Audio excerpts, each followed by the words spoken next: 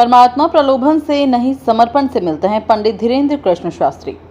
सिद्धपीठ बागेश्वर धाम में लाखों भक्त बालाजी के दर्शन करने और महाराष्ट्री का आशीर्वाद प्राप्त करने आ रहे हैं। साधना के बीच देवी माता की महिमा का बखान करते समय बागेश्वर धाम पीठाधीश्वर पंडित धीरेन्द्र कृष्ण शास्त्री ने कहा कि जो लोग प्रलोभन के साथ परमात्मा के दर्शन करने आते हैं उन्हें परमात्मा नहीं मिलते। समर्पण के साथ दर्शन की लालसा वालों को ईश्वर की अनुकंपा मिलती है। महाराष्ट्री ने सभी भक्तों को प्रलोभन देने से बचने की सलाह दी और सेवादारों को चेतावनी दी कि वे किसी प्रलोभन में आकर लोगों की उनसे भेंट न करवाएं। बागेश्वर महाराज ने देवी माता की महिमा का बखान करने के क्रम में 7वें दिन मां कालरात्रि के रूप का वर्णन किया। महाराष्ट्री ने कहा कि शुंभ निशुंभ जैसे राक्षसों का संहार करने के लिए मां पार्वती ने कालरात्रि का रूप धारण किया था। देवी माता के महात्म्य की कथा के मुख्य यजमान कुशीनगर के अजय राय हैं। वे पूरे परिवार के साथ कथा श्रवण कर पुण्य लाभ कमा रहे हैं। कथा के बीच में ही महाराष्ट्री ने सभी भक्तों से आग्रह किया कि वह प्रलोभन देकर उन तक आने का प्रयास न करें। वहीं उन्होंने सेवादारों को चेतावनी देते हुए कहा कि वह किसी प्रलोभन में आकर भक्तों को उन तक न लाएं। इसी दौरान उन्होंने यह भी बताया कि एक भक्त बैग में रुपये भरकर अस्पताल के लिए देने आया था, लेकिन उसकी शर्त थी कि वह 5 मिनट अकेले में महाराज जी से भेंट कर ले। महाराष्ट्री ने ऐसे प्रलोभन देने वाले को दुत्कार कर भगा दिया। महाराज जी ने कहा कि वह भले ही कैंसर अस्पताल के लिए धन देने आया हो, लेकिन यदि उसके मन में पैसे का गुरूर है और वह पैसे के दम पर भेंट करना चाहता है तो ऐसे लोगों के लिए बागेश्वर धाम में कोई स्थान नहीं है। उल्लेखनीय है कि महाराष्ट्री ने अपनी दिनचर्या शुरू करते हुए सुबह 6 बजे स्नान ध्यान करने के बाद गांव की देवी के दर्शन किया और उनकी पूजा अर्चना की। इसके बाद धाम में स्थापित 64 योगिनी के 64 खप्परों के दर्शन किए। गढ़ा निवासियों ने 64 खप्पर स्थापित किए हैं।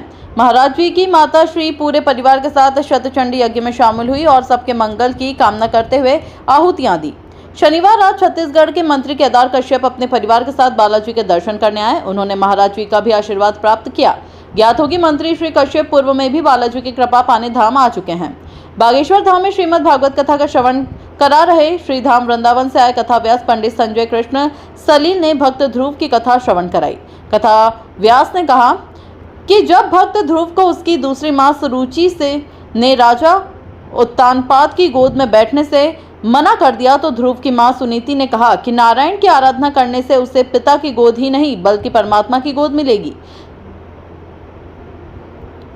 सुनीति जैसी मां की सीख लेकर भक्त ध्रुव परमात्मा की उपासना के लिए निकल गए। 6 माह के तप के बाद भक्त ध्रुव ने परमात्मा की चाह में अपनी सांस रोक ली। नारद जी जैसे गुरु के मार्गदर्शन में कठिन तप कर भक्त ध्रुव ने परमात्मा की गोद प्राप्त कर ली। कथा व्यास ने कहा कि जो रुचि नहीं नीति पर चलते हैं उन्हें ईश्वर की कृपा मिलती है।